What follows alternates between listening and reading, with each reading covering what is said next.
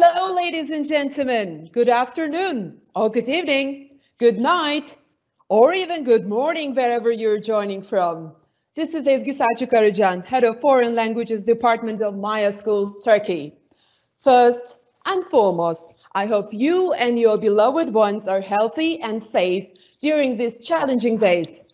As Maya Schools, we are really enthusiastic to be the first to hold an intercontinental online EIT, standing for Exclusive Inspirational Talks Conference, which we already hold it traditionally every February. We completed the fifth one last February, but we couldn't wait for the sixth one, and we decided to hold the EIT 5.5 STEM edition to open new horizons to English language teachers all around the world about distance learning, teaching, and support. Ayşe, it's over to you. Hi, everybody. This is Ayşe Candaş, the head of Foreign Languages Department and Oxford AQA Exams Officer of Ankara Maya Anatolian High School. We are very honored to announce you that worldwide known EIT trainers, Chris Sheen, Scott Thornberry, and Dr. John Kyang Shin are the plenary speakers of the day. It is as if I could hear your applause. Christopher Sheen is a full-time teacher trainer and professional development coordinator with Oxford University Press, based in Istanbul. For nearly 25 years, he has engaged all types of learner profiles in the ELT field in North America, Asia, Europe, Africa, and since 2014 in Turkey. Before joining OUP Turkey, he was the lead trainer in the corporate sales division of Japan's largest language company, as well as being a full-time English instructor in several departments in the largest university in Western Japan. He has a keen interest in classroom dynamics, student ownership of the learning process, and in particular, innovative continuing professional development programs that are customized for both teachers and institutions alike. In addition to his own continuing education in ELT, he believes perhaps his strongest asset as a trainer is the hundreds of hours he has spent in coaching programs and workshops working directly with thousands of teachers from all over the world. Dear participants, please remember to type your questions or insights with your name and location.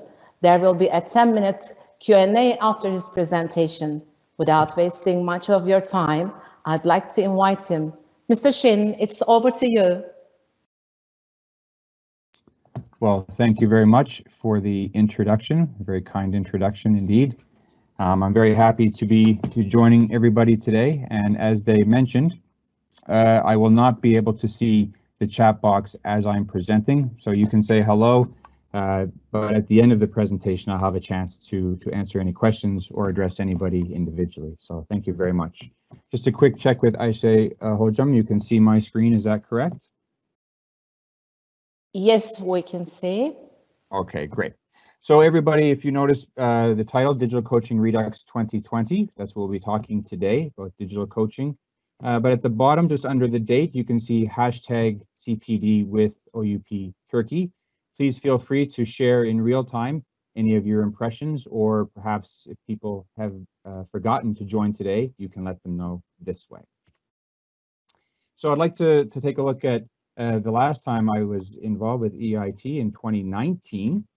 And the theme was, what about us? And yes, it was about language teachers, but the focus of that conference was really about the students. And I remember a great choreography performance by the students doing Pink Floyd's The Wall. It was very impressionable. As I said, I was there. But looking ahead to this year's, you know, when I was there last time, when I went during the intermission, everybody was getting coffee, and I looked, and there was nobody there. And I thought, maybe this can help me for this year. So if I close my eyes and think about it, there you are. Just like they returned from the coffee break class. Last year, there were about 300 attendees. I'm told right now, there are about a couple thousand of you out there watching. So thank you for joining us. So EIT 5.5, letting all digital flowers bloom. It's the springtime, great time to be outside, but we're all stuck inside right now, looking for a little bit of extra type of support. So thank you for joining us today. I'm presenting first, and I'm very much looking forward to Mr. Thornberg and Dr. Sheen presenting later. I do know there are quite a few people that are joining from other countries in the world. So if you could please put in the chat box, perhaps where you are joining us from today. And I say, if you could please maybe read out some of the places.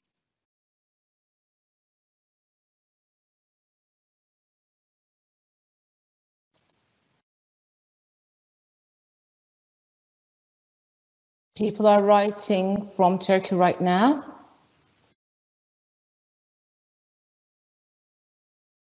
Different parts of country.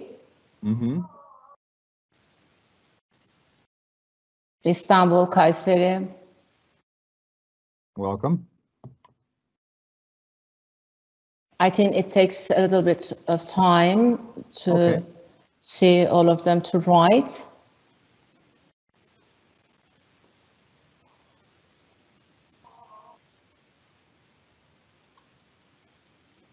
From İzmir, Kuşadası, Kastamonu, again Istanbul.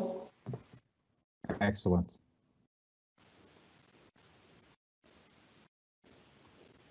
Mersin, Algeria, Thailand. Wow. So Thailand, it's your evening, and I'm guessing it's maybe 5 p.m. there, if I'm not mistaken. Algeria, again, I'm sorry, I don't know what different time zone you're in. cities of Ankara, İzmir, Sakarya, Denizli, Bursa, Sinop. Excellent. I'm just checking Hatay. Hello, everybody. From Diyarbakır, Mersin, Kocaeli, Aydın, Samsun, Denizli, okay, Marmaris. Okay, I'm going to nice move weather, along, and everybody you can see in the chat box. There's a lot of sure. Thank you. You're welcome.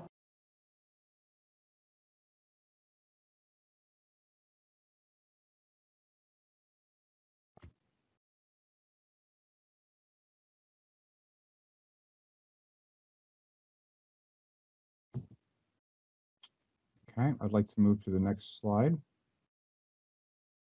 So, Digital Coaching Redux. You may have been thinking that's kind of an interesting title, and Redux is not a word that you hear very often.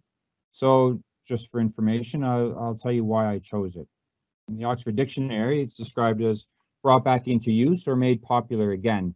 So if you're joining this and you're thinking, well, digital, yeah, it's popular, but again, isn't it kind of becoming popular? It's kind of new, isn't it? How can it be brought back if it's new?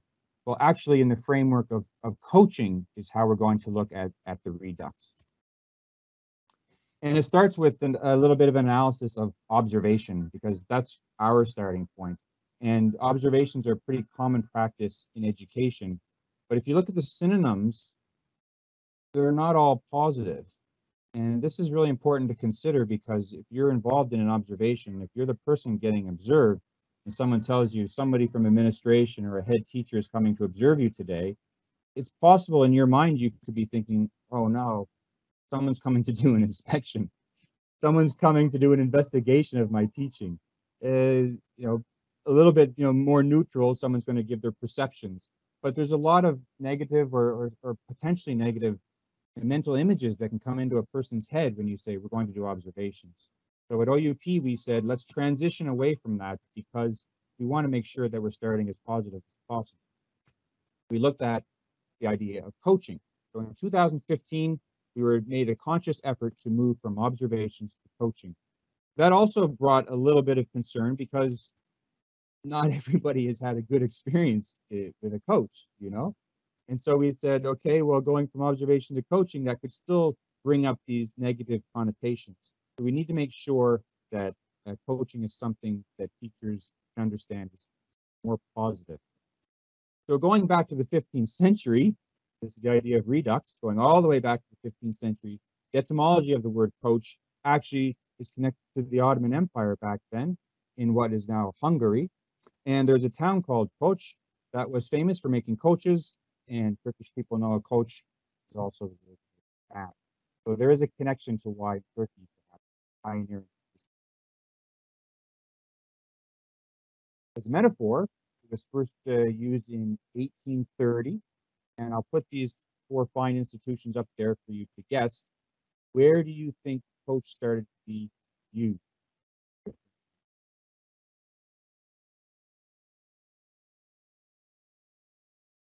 You happen to guess Oxford. In 1830, the word coach was used to describe tutor to carry their students successfully through the exams to the other side. So coach, metaphor, tutor, was actually in circa before coach sports contact. Sports as a coach contact was around 1860. So the redux of coaching is we're bringing this back into education. So in 2015, we said let's try something. Right? Let's give a upfront.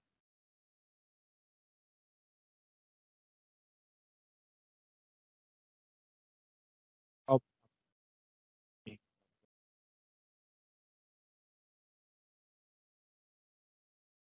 And in the interpretation,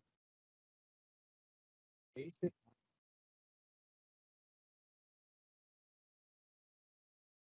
as 5 broad categories. And under those categories, there are sub. So, for example, motivation, it could be the use of praise, systematic, lesson plan, the EIT, how you use word, very important about relationship building.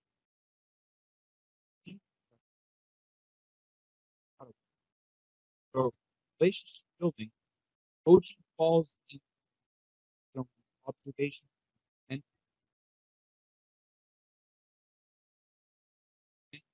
a lot of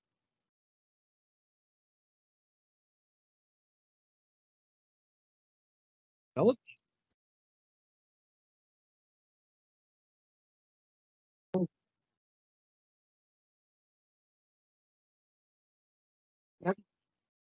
I as a replacement.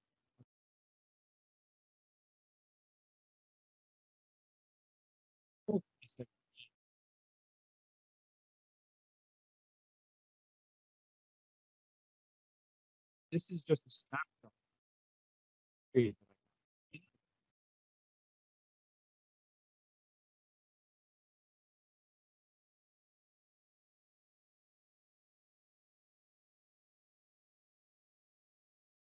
Any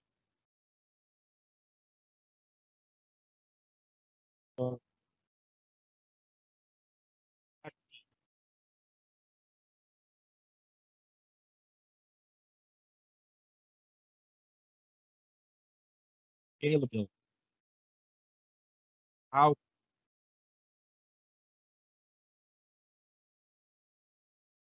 so you need digital.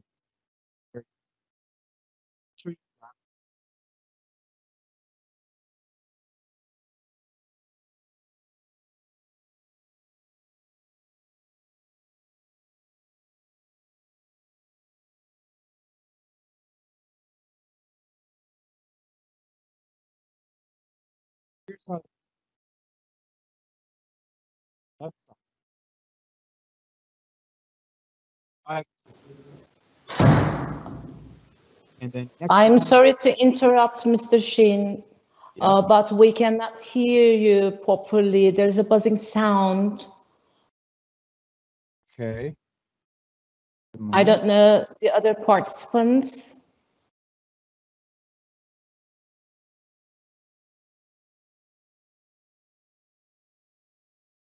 Could you go on presenting?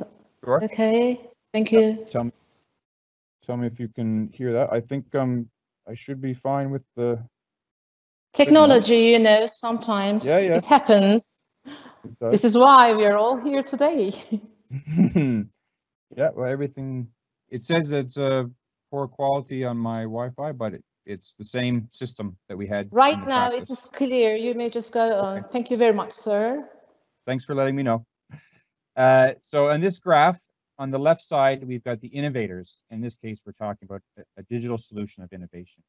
And they're a very small percent of the population.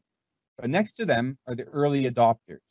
And these people are the ones that they know there's some risk in adopting something, but it's just their personality. They want to be first to try it. They don't really need to be convinced to give something a try. Okay? But here's what's really important in this graph. If you follow the blue line, there are people that want to adopt through the early majority. They will take the product or the service or whatever the innovation is if they see that the early adopters are enjoying it and they're having some success. But if those concerns are not met, then the rest of the group following the blue line, they will not adopt. And you get into this group called laggards. Those are the people that will use all the time. Okay? So here's how it works. I'll give you an example. Imagine a smartphone. Early adopters are the people that will sleep overnight on the sidewalk to buy the newest model of the iPhone. Laggards, they're the people that they will only buy a smartphone when there's nothing left to buy. It's the percent of what is very important is that there's a tipping point of 15, 18%, that at this point, if any concerns or any functionality problems are addressed successfully, then other people will start adopting that innovation technology. And then it becomes full into market or into consciousness of people using. So key is when it's right around that 18% point, how are the concerns addressed? Okay? And this is important moving forward. Why? Because if you are a laggard, you would really not want to do anything digital unless you're forced to. Or if you're a late majority, you're going to wait and see how everybody experiences it. Conditions now in May of 2020, due to this COVID-19 situation, that everybody has been bumped up, willingly or not, into an early adopter phase. You know what I'm talking about? Everybody out there is now forced to use some type of digital solution like it. So how can we make this a smoother transition? Not just for the teaching content that we're using, but for our own continuing profession. 2017, I will be explaining in a few minutes here the solution that we found. But in 2017, in June, at Boston University, I saw a presentation on a product that I thought would really help us achieve scalability. So I had the product that I found, but now who to try it out with? Who could be an early adopter in 2017, not pressured, voluntarily joining to try a new type of teaching? Well, I had to think about who do we have strong relationships with? And looking at the face-to-face coaching, it was pretty obvious to me that the primary school teachers at Okulları Foundation School were the right fit. Because I had been doing face-to-face coaching with them for a year and a half, visiting their school at least 2 days a month, and we had a very good relationship. Today, I want to say a very special thank you to them. Thank you, and Melissa, thank you. You were the earliest adopters of anything. Gave it a chance, you trusted us, and it was with your feedback that we were able to take this to the next level. Thank you. Which meant in 2018, based on the feedback from Okulları, we could approach other schools that perhaps had an interest in CPD. And the first school that we approached was Nezahan Hocam. Thank you for being very open-minded. When Irene and I came to your school, I told you about digital coaching, and you said, wow, I do lots of observations now. I have 70 teachers that I do observations. I have a scalability problem. With your digital solution, I've always had the why, but you're giving me the how. And because of your faith and letting us try it with some of your teachers, we were able to approach other institutions. And between 2018 and early 2020, these are the other institutions that we've been working with the digital coaching platform. In each case, I should say thank you to the HODs, heads of department, for making this optional for their teachers. In their CPD, teachers could choose from ABC of their choices. And if they chose digital coaching, it's because it's purely voluntary. You have to start from a perspective of voluntary, because that's part of the relationship building. So what is the digital solution for our individual coaches? So in 2017, at that presentation in Boston University, I stumbled across a presentation and it was labeled VIO. So what is VIO? VIO is very integral to our team. It's called Video Enhanced Observation. I didn't create the name. This was created by Paul Miller and his team at the University of Newcastle. You'll be hearing more about him for us. So observation is part of coaching, but it's not all of coaching. Okay? So we're using this tool to promote this. So today I'm going to show you some of the key components of it and how it's embedded in our program. But really, I will be showing you about 20% of its capability because of time limitation. However, the key ones are portal. Every person who has a VIO account has an individualized portal. This is mine. You can see these are my videos across the top. Chris program intro. BCU is Bursa Çocuk Üniversitesi. And with their group, I was uploading introduction videos and weekly videos of requests, comments that I had for the group in general. As I scroll down my page, I can also see videos that teachers and or colleagues have shared with me. For example, on the right side, intermediate level 4th, that is a teacher recently from Doğuş University. She shared her video with me to do some coaching. And then, of course, we can set up different types of forums for content programming. And I'll be showing you some of these examples.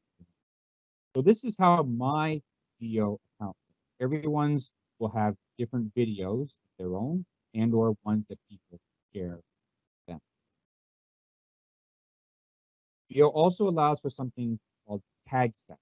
These are important because they create a timestamp in the video, and it creates an opportunity for dialogue between the coach and the teacher. They're looking at the same exact moment in the video, rather than the face-to-face relying on notes. Memory, we have the video both in front of us. So I'll show you what the tag sets are. Today, I'll be here. Today, going there.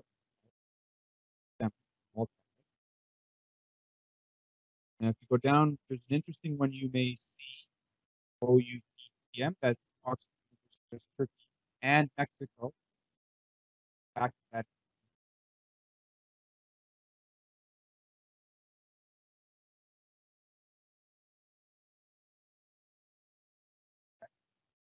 Can you hear me now?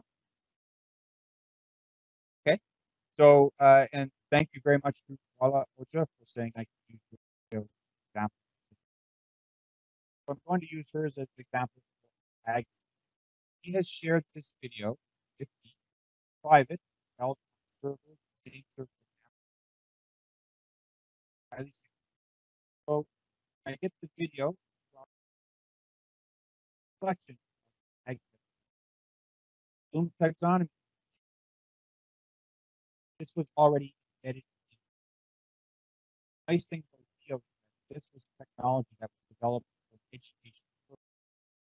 Sometimes we have technology that we try to fit in. It wasn't designed. Mr. Sheen, sorry to interrupt again, but there's a problem with your microphone, I think. Could you please just check, because some participants could not hear you?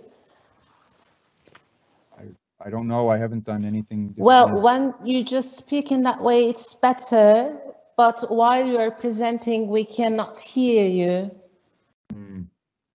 Right now, can you hear me fine? Right now, yes. Okay. My colleagues are also nodding, so they can hear you too, as also the participants might as well. So could you please just be close to the microphone? Perhaps it's in that case. Okay. It may work. Thank you. Okay. Let's try. Okay, if you can hear now. All right. So the video that's rolling here, you can see the different tag sets that are available. You may notice that class management, etc. These are all ones that are in the original face-to-face descriptors. So we can customize these exactly how we want, or we can add new ones depending on the content that you're using. A course book, we could even make tag sets that are specific to units, for example. So this video that Mwala Hoja sent me, I've decided to apply a class management, maintaining discipline, instructions, and checking understanding. Because when I previewed the video and her and I talked, we agreed this is one that I would apply.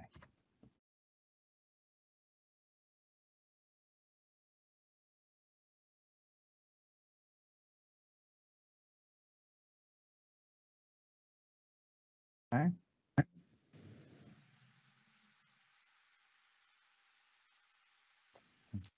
Wait, no, sorry, where's my, no, sorry, this is not the video. I'm sorry, no. This is not the video yet.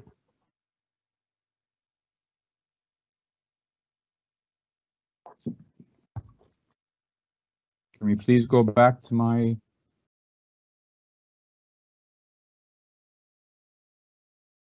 thank you, okay.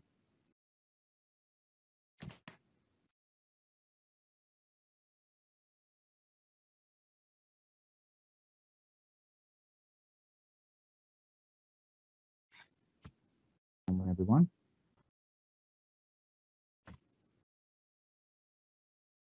So I showed you the tag sets. Okay.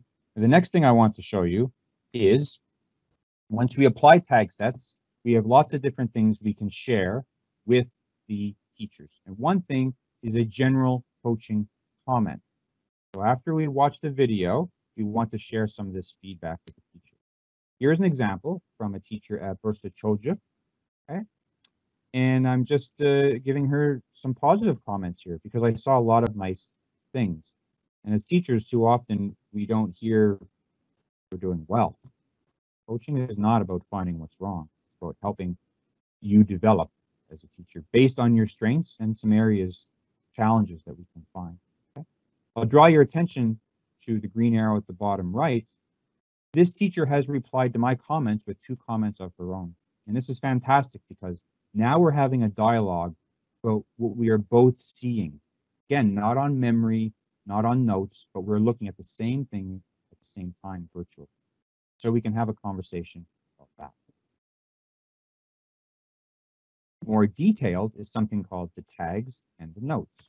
So here's a screenshot from that teacher's comments that I mentioned. And on the right side, you can see it says attention span and gestures. So I applied the very young learners tag set. And please excuse my spelling in the notes. It says effective technique. Students show their attention with a keyword to repeat. But in this case, I gave her some advice, and in the next video, she was able to show me what she had done, which is fantastic. So I'm going to show you the first video, and this is a collage of 3 videos put together. Now, we do ask teachers to submit videos, and we coach them, but in this case, we often add content and tag things and hope that the teachers can learn that way. So us as trainers, we should be willing to show demo videos. Also is one of Irene Janja's fantastic phonics program that she did this year. And these are tutorials that she was sharing with phonics teachers in Indonesia. So Hojam, if you could please share this video now.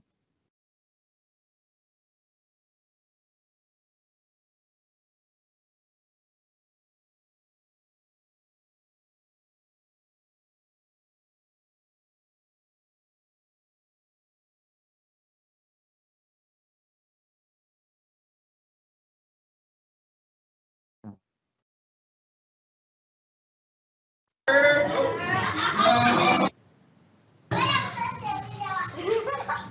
what's going on? Well, I'm teaching a lesson on phonics. It's from family and friends. And on the right side, I have tagged moments in the video that I would like to be teaching. Teachers who watch this video, rather than me saying, hey, you should try this next time, how about this? Actually doing what I suggest. In fact, they can see the exact moment that I want them to pay attention with the time. The rubber chicken, in case you're wondering how I'm getting your attention. In this video, I want to explain what is ER, local physical response.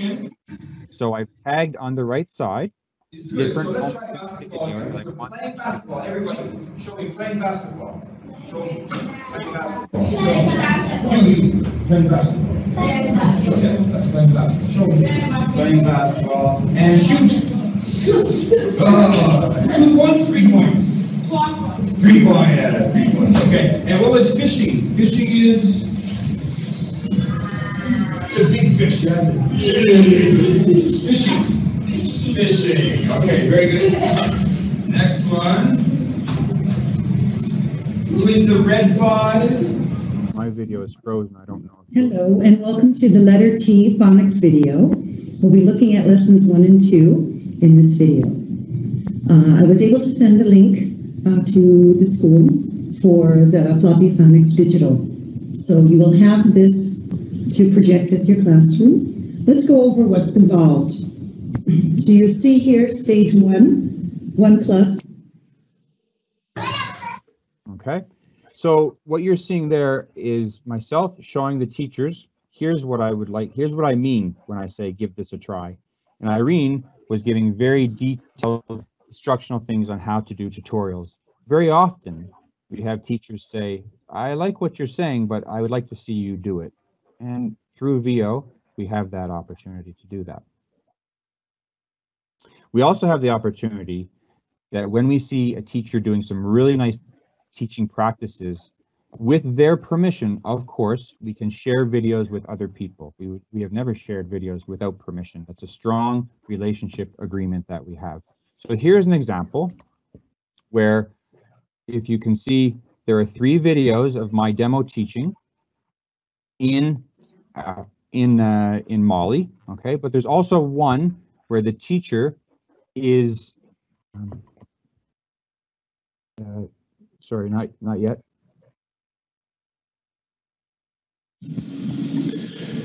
Buenas noches, mi nombre es Philip Haynes y trabajo para Oxford University Press en This México. video is actually, guys, Vivo en la Ciudad de México. Yo tengo 24 años viviendo aquí, soy de Inglaterra, pero ya mi trabajo es aquí y mi... Hello, everyone. Please don't share that video yet. So here is a case where I have 3 videos of my own demo teaching that are there, but also the teacher Mola Hoja, she had some really nice ideas in her teaching. And rather than me do a demo lesson to show, I thought hers was already very, very usable and very good as an example of good teaching practices. And so with her permission, I shared it with the teachers in Mali. And look at some of their comments on her video. Wow, it's fantastic. I like the idea of using different family members to teach grammar. This is peer-to-peer coaching in a way, because one teacher is showing, here's what I'm doing, and other teachers are saying, wow, I can learn from you. You don't always have to learn from the trainer or the coach. The coach can organize people that can learn from each other. On the right side, through her video, I have tagged things that I would like teachers who watch it to learn from. When they click on that, it goes to the exact moment in the video. So again, it can be very precise and very diagnostic. And to get more engagement, in the Notes tab, I've uploaded or added some questions. Teachers who go in there can look at the video and see specifically the point the question is being asked about. So here's one, question 1. Why is it important to inform students about what they will do in the lesson? Nalima Hoja in Mali, believe she's watching. She replied. Okay? We can use it as a forum to make awareness for meta language or different teaching concepts. So here, CCQ, concept checking questions. I can just bring it up and the video supports what it means rather than going into a long explanation. But she's replied. And finally, what can happen when you have this dialogue going back and forth is that it opens up opportunities where teachers can start communicating with each other. Coach is just observing. Here's an example where there was a classroom management situation, and Wala Hoja did something in the lesson. Lima Hoja responded, so now they are sharing ideas. And I thought that was great. I added a comment, and Wala Hoja comment. So it's interesting about this conversation at the bottom of this video that at this particular time in February, I was in Osaka, Wala, Istanbul, Turkey, Lima, all. It is truly a global conversation happening, and it opens the doors to future. Now, speaking of global, next video we're going to show you involved Philip, a trainer from Mexico, who's giving Spanish. I was in Japan, Turkey, Nick, coach from anywhere. Hojam, if you could please share the video.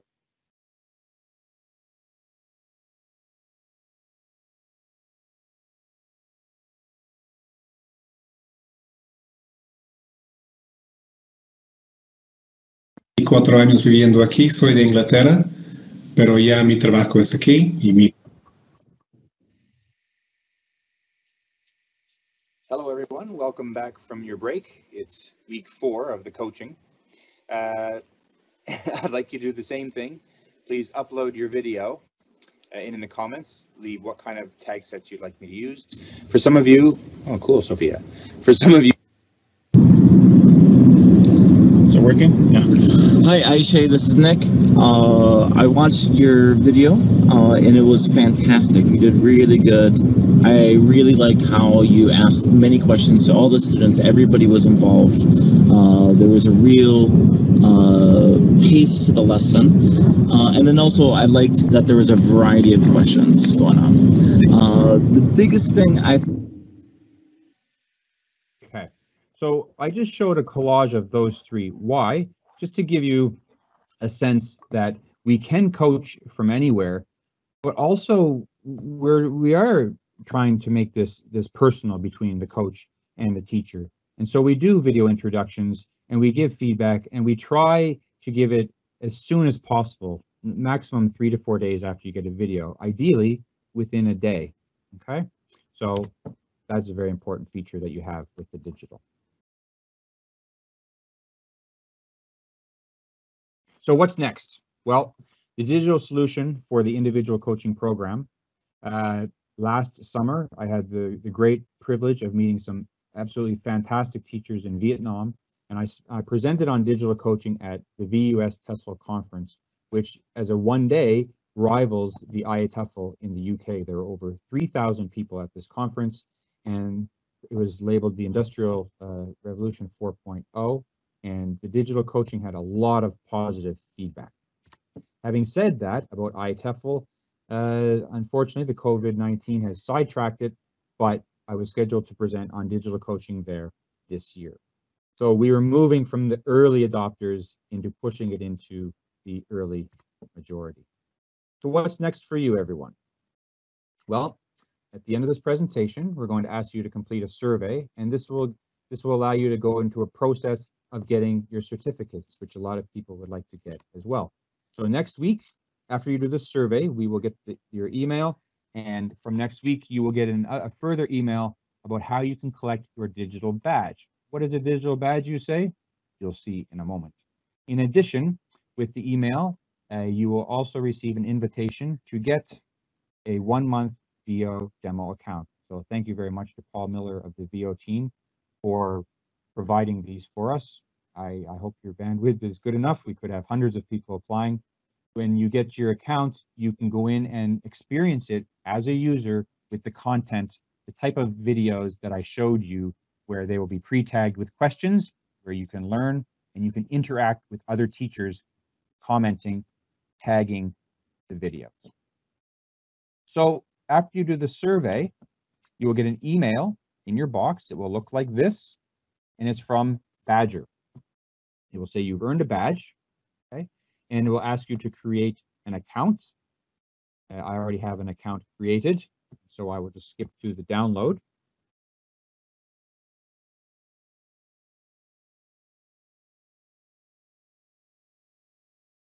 What can you do with a digital badge? You can do a lot of stuff way beyond what the traditional PDF certificate are. And I'll show you. You can collect them. I don't have any in my collection yet, but it's like a backpack, a virtual backpack. And if you click on the badge itself, you will see the type of things you can do. Here's an example we provided from one that my colleague Nick Manthai did a couple of weeks ago. You can share these badges by copying the hyperlinks. You can share them on social media, on Facebook. You can add it to your LinkedIn CV, and this is a very big advantage. And you can share it on Twitter or Pinterest. In addition, you can, if you would like, to print traditional paper certificate, and with Badger, it even lets you customize your color scheme if you want. You can see it will come with your name, the date, and it will describe what you as a teacher did to get this badge. When you register for your demo account, your free demo account from VO, after you create your login details, you can go back to the original email. You can go to the VO page, just down here. And if you want to learn more about VO itself, you can do that through their homepage. If you would like to know more about it, how we are using it in our digital coaching program, of course, you can contact any one of your local Oxford representatives that you know here in Turkey. If you are outside of Turkey and you would like to know more about it, you can contact me at my email, which I will share at the end of the last slide. Okay. So to get to the survey, there's a QR code here, or you can type in the tiny URL. That will take you to the survey. Upon completion, you can go through the process of getting your digital badge and your VO demo account. I'd like to remind you of the hashtag CPD with OUP Turkey. You're welcome to share today's conference details, etc. And I will come back to the QR code, but before I wrap up, I should say thank you, çok teşekkür ederiz, and last but not least, all of the Oxford team, especially in Turkey, they've been really supportive. All the support from marketing team, Atinç, and so on, and especially Ms. Elna Kocher, who, when it comes to the face-to-face coaching, we spent a lot of hours on the road. Would not be this far with the coaching. Thank you. Okay. Thank you very much. Thank you very much, sir. Let me just tell you, people are saying hi to you from London, Thailand, Mali, Indonesia, and Ecuador, and also different parts in Turkey. There are lots of participants here. Some are just asking questions to learn how they can cope with these remote learning systems. You see, we had some internet connection problems. We couldn't hear your voice. When something happens like that, what could a teacher do in front of the screen to reach the learners? Okay. Well, I can say for anything, having a plan B or a plan C is very advisable. And so we had practiced this early this morning, and we had done a couple of tech checks on Wednesday, Thursday, actually on Friday as well. Yeah. So we had some plans just in case, but of course some things happen unexpectedly. So on the side, you know, we had our WhatsApp group, and when I had my mic turned on earlier and I didn't know, for example, I was getting messages on my WhatsApp. So you could have a couple of other ways of connecting with the students, at least to know that there's an issue. right? When you don't know what's going on, even a few seconds can feel like a long time. So just perhaps a quick message through WhatsApp or something, that some other form that you use to tell the students, hey, hang on or come back in 5 minutes, that type of thing. So at least a plan B or a plan C, technology wise, is what I would recommend. Okay, thank you. Another question here. One of the participants has asked that planning is something different for a teacher and important, he says. Before these remote courses we were just doing in the classroom, the period was 40 minutes, but now we just provide 40 or 50 minutes or sometimes more. And there are no students in front of us. Time is different. How can we plan our lessons? The major question is his. Is he talking about the planning for that unexpected yeah. longer time? Longer time. I think he mentioned in that way, yeah. Yeah. Well, I would certainly be encouraging them to, in any time, you know, the more oxygen to the brain, the better it helps for learning.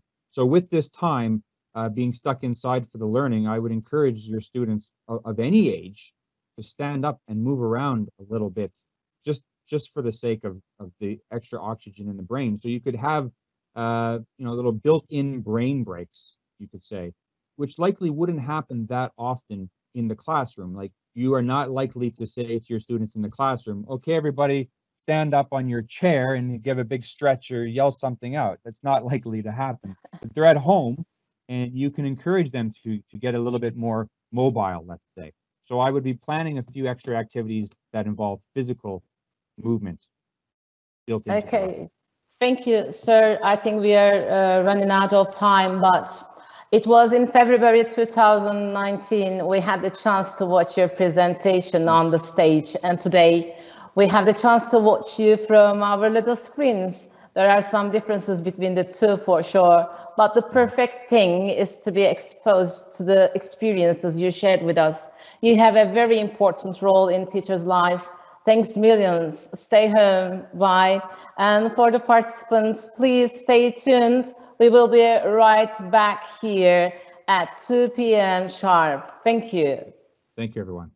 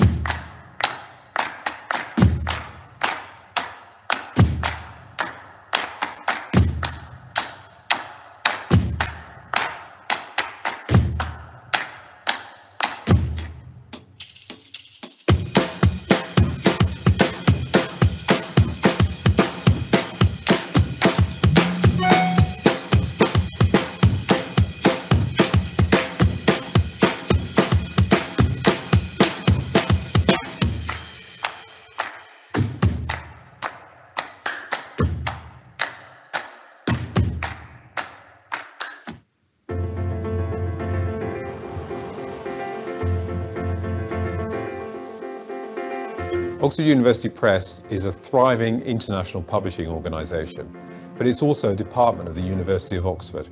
It exists to further the university's objectives of excellence in research, scholarship and education by publishing worldwide. Oxford University Press publishes for a range of audiences across a multitude of cultures, education systems and languages. There is no other university press in the world that has such a remarkable global outreach. Built on strong principles dating back 450 years, we have a unique heritage and a name that's widely recognised around the world. Oxford plays an important part in education in Vietnam. It's a very high value brand in the whole of Brazil. With a presence in more than 100 countries and 6,000 employees worldwide, Oxford University Press focuses on educational and academic publishing in their broadest forms. We sell 110 million units every single year, and most of those sales are outside of the UK. This is a result of very strong local publishing, tailored exactly to the market needs. From dictionaries to school books, scholarly journals to children's fiction, academic textbooks to sheet music, online reference tools to digital learning platforms. Today, Oxford University Press publishes more than 6,000 new titles each year, many of which are well-known international copyrights. They stand for getting great works of literature and great scientific works and new knowledge out to people who need it. By reaching millions of people around the world, we fulfill the university's mission of disseminating education, scholarship and research as widely as possible. We're helping people to develop themselves. That's really important.